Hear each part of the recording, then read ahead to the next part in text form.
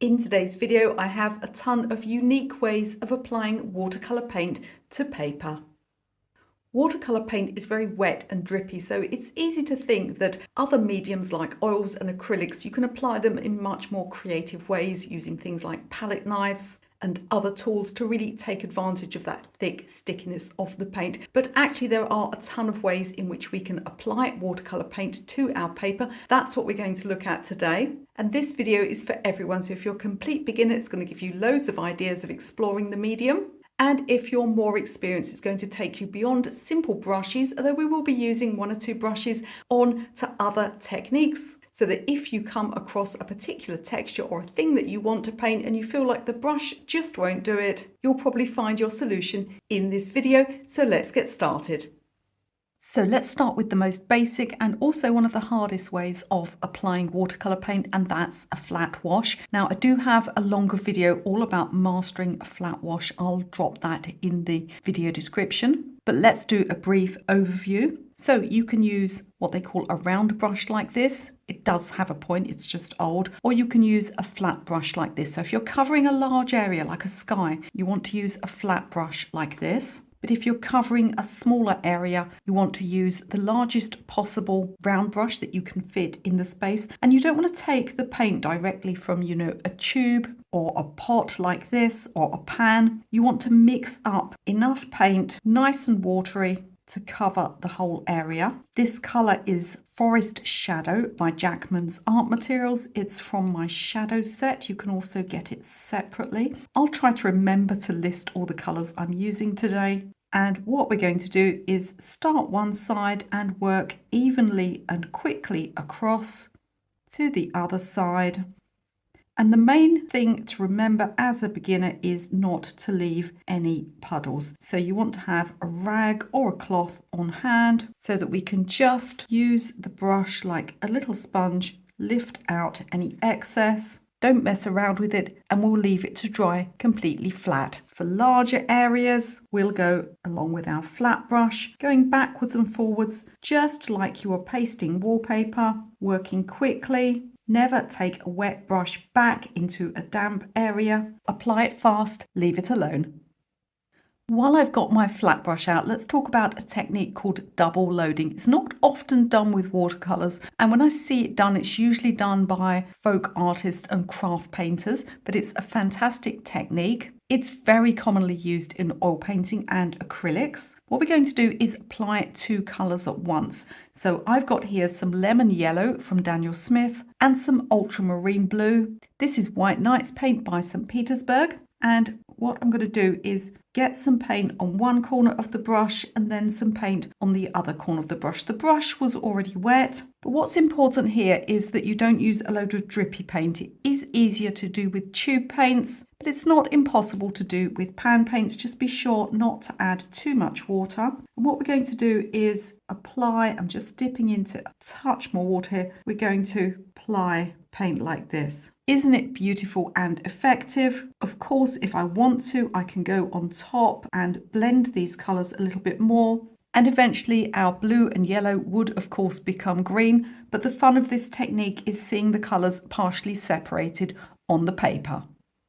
So let's mix these two colours together now to make a green, and we're going to do one of the most useful brush strokes, and that's a tapering line. So I've chosen a brush that's got slightly more of a point on it, and we're going to apply the paint, and then as we come along and lift the brush off the paper, we'll get a tapered line. This is really important for painting anything that grows, whether that's fur or hair or grasses.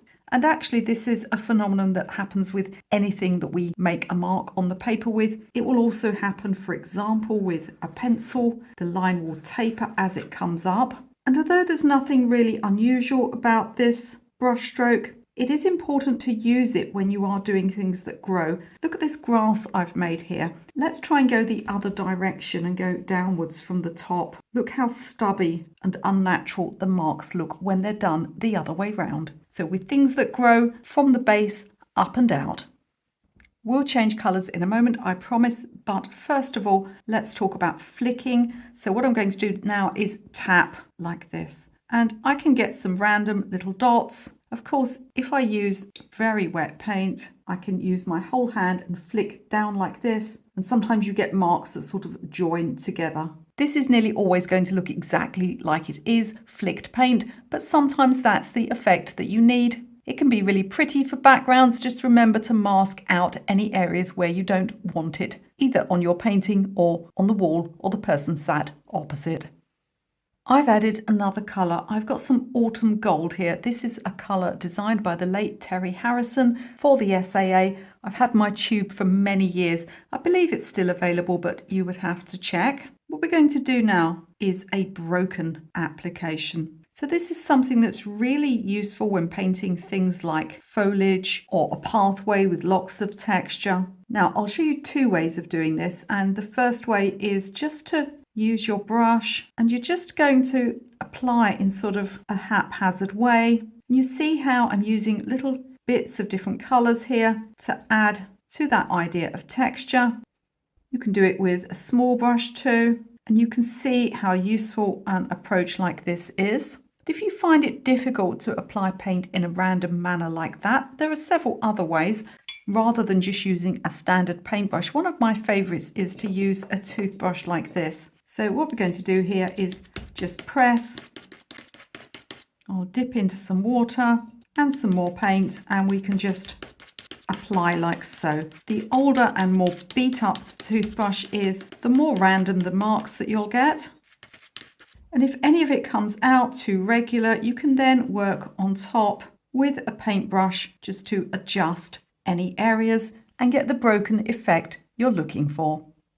I've picked up another palette that I'm actually using to make a painting at the moment. I'm painting a pink peony. That's going to be one of my mini courses. The colours I've got in this palette are Talens Rembrandt Quinacridone Rose, Daniel Smith Manganese Blue Hue, and Jackman's Art Materials Cadmium Yellow. What we're going to do now is stippling. So you'll need a brush that looks like this. It has a round head, but it's cut completely flat. Now, this may be a stiffer bristled stencil brush. This is actually an old makeup brush, which is a bit softer, but they both work. So I've just dipped the very tip of the brush into some water. What I'm trying to do here is pick up some paint, but keep it quite thick and sticky. I'll also use some paper towel to knock off any excess. And now we're going to stipple.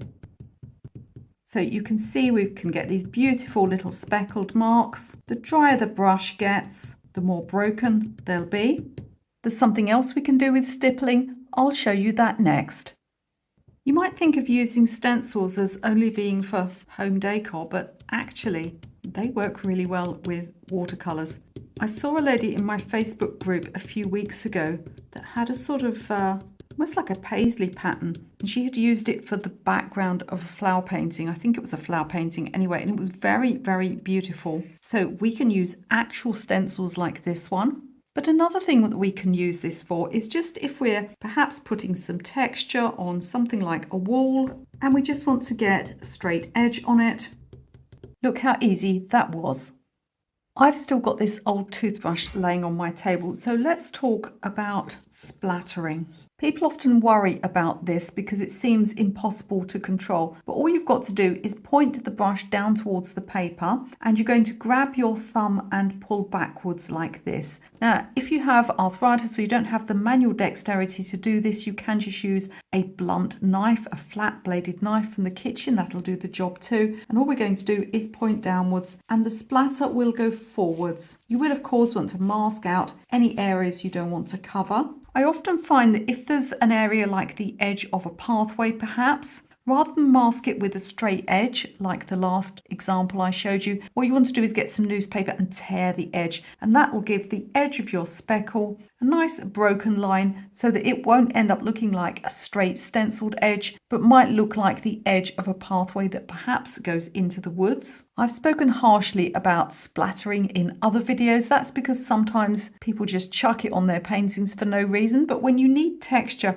it's a really useful tool.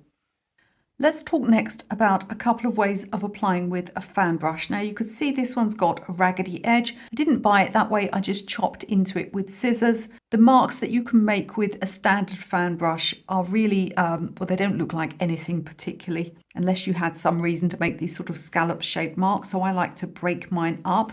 I'm going to put a very small amount of water on and pick up some paint. Now, one of the things I like to do with these is to create things like hair and fur. We also have trees in the UK called willow trees, and they grow these long sort of branches, I want to say, that hang down to the ground, and in the winter the leaves fall off and you just get these long strands, and they're incredibly difficult to paint. So that can be a great way of doing those as well. But you can also use a brush like this to get that broken effect that we talked about earlier. Although I've used a dark brown here, this is Winter Bark from my shadow set by Jackman's. It's actually a great technique for things like flowers. Let's go back to the pink I was using before so you can visualize it a bit more easily. So imagine you're doing a garden painting and you've got a flower bed or a bed of lavender or something like that. Look how easy it is to get the effect with a fan brush. Let's talk next about dragging the paint. So I've got an embossing tool here. It's got a couple of different ends on. If you don't own one of these, you can use anything like a blunt embroidery needle, a crochet hook, even possibly the end of a paintbrush. I do this most often when I'm flower painting. So I might be painting part of a petal, and I can use this to drag and feather the edge.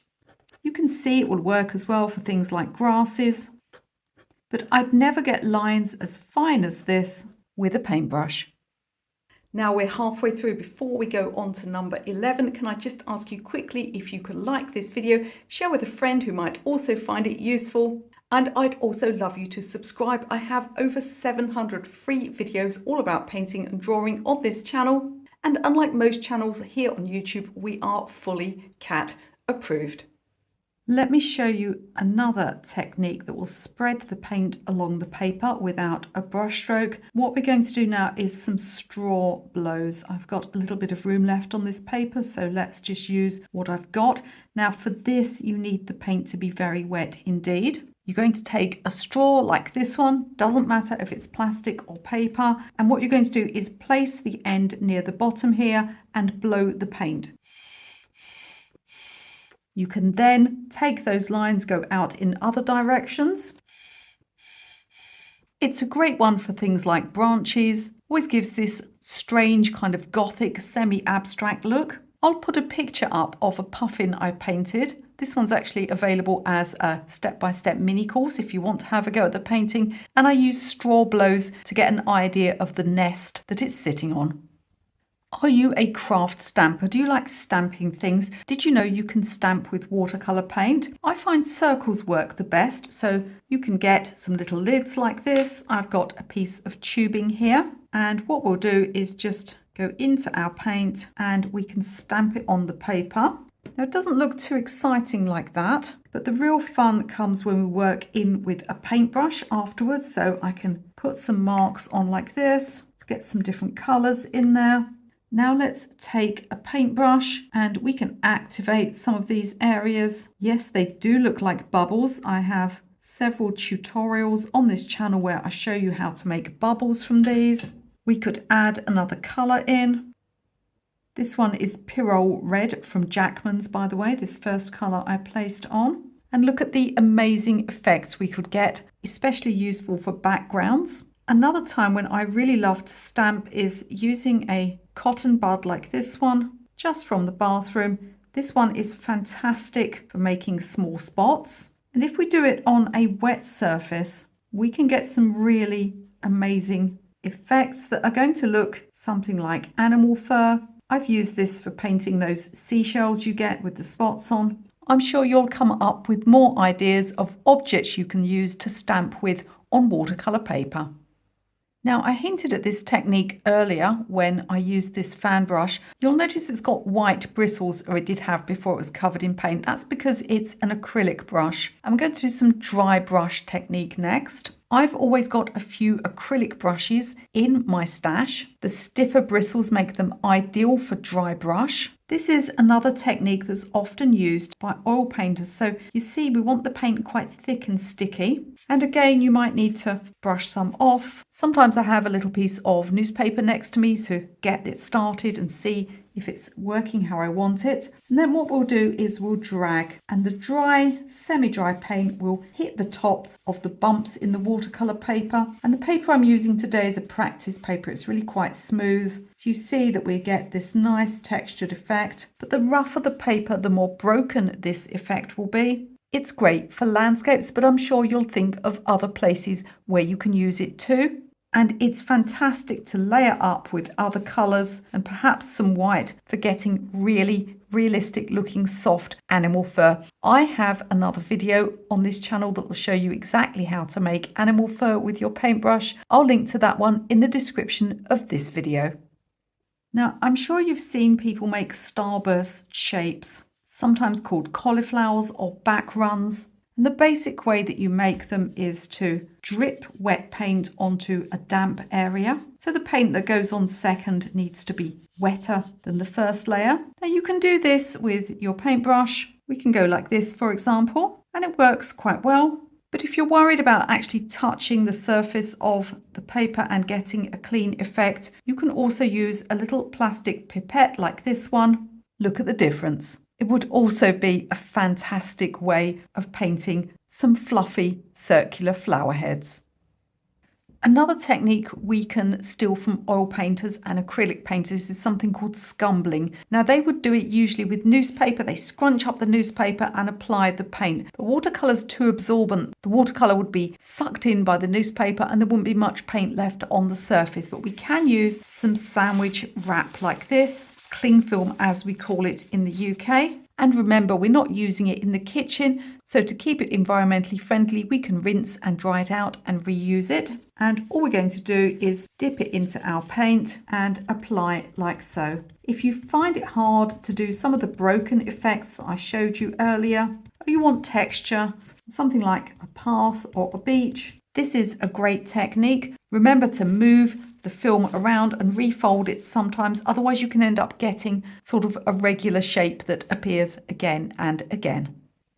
Have you ever wanted to get really fine lines with your watercolor paints, or perhaps do some lettering, and you just can't manage it with even the most tiny brush? All you need to do is get a dip pen like this one or a fountain pen, and you can dip in and you can make the finest little lines with a lot more control. It does take a little practice to get used to using a dip pen such as this, so try it out on some scrap paper first. And yes, I know there's a load of dried ink on the nib. These are very cheap and I actually like them to get a bit mucky because they tend to that way grab a bit more ink or paint. You can berate me in the comments for my inky nib. But look at these amazing fine results. You would never really be able to do this with a fine brush. Even if you had the time and the dexterity, you simply wouldn't get the same sort of effect. Well, I was about to say I'm applying clean water, but we see my paintbrush wasn't clean at all here, but that's not important. What we're going to talk about now is applying paint with a soft edge, and you can do it with clean water, dirty water, or paint. And what we're going to do is apply paint on top so that it stays pretty much where you put it, but with a soft edge. It's similar to when we were dripping paint in, but this time we want paint that's thick and sticky. And this will ensure that the paint doesn't travel as far. See these little bleed lines? The wetter the paint is that you're applying, the more you'll get those bleed lines. If you go in with paint that's very sticky, it's mostly going to stay where you put it. This is a technique I use all the time for flower painting. Now there is another way of getting a soft edge, and that's to apply paint on dry paper and to blend out the edge afterwards with a damp brush. That one's a lot harder to do. It takes a little bit of practice. If you want to get to grips with all of these basic brush techniques, do take a look at my beginner's watercolor painting course. I'll leave a link in the video description to all of my online courses. As we get towards the end of this video, I'm going to show you some watercolor pencil application techniques because you all know that I love to use them alongside my watercolors. The one I use most often is simply to draw into wet paint. This one is fantastically useful for all sorts of botanical painting. You can use it for leaf veins. I most often use it for flower painting, and you can get some really pretty and subtle effects. It doesn't only have to be used for botanicals though. You can also use it for anywhere that's got any kind of regular texture. Patterns, brickwork, fabric. There's so much you can do simply by drawing into your watercolor paint. Another way I love to apply watercolor pencils, especially for botanicals, it looks amazing for pollen dust, is to scrape with a knife like this. You could also use this for texture on things like pathways and brick walls. If you're looking for something even finer than splattering with a toothbrush, finer perhaps than the last technique I showed you, you can literally turn your watercolor pencils into powder. This is from an old flour shaker, but you could try a sieve. You can use sandpaper, but you will lose quite a lot of the pencil on the sandpaper. Look at these beautiful light speckles here. There is simply no way you could paint this finely with a brush. And with splattering, you have a lot less control and you'll tend to get different sized speckles. This is a really useful application technique. So I'd love to know from you which one of these you're going to try, and are there any that I've missed? I'm sure there are. Leave your application techniques in the comments of this video. And before you leave, don't forget to have a look in the video description. You'll find lots of free stuff down there. There's some free downloadable PDFs. You can find out details about my Facebook groups, all of the courses that I teach online. And if you enjoyed this watercolor painting video, I'll put another one up now that I think you're going to find really, really useful. You can watch that video right here.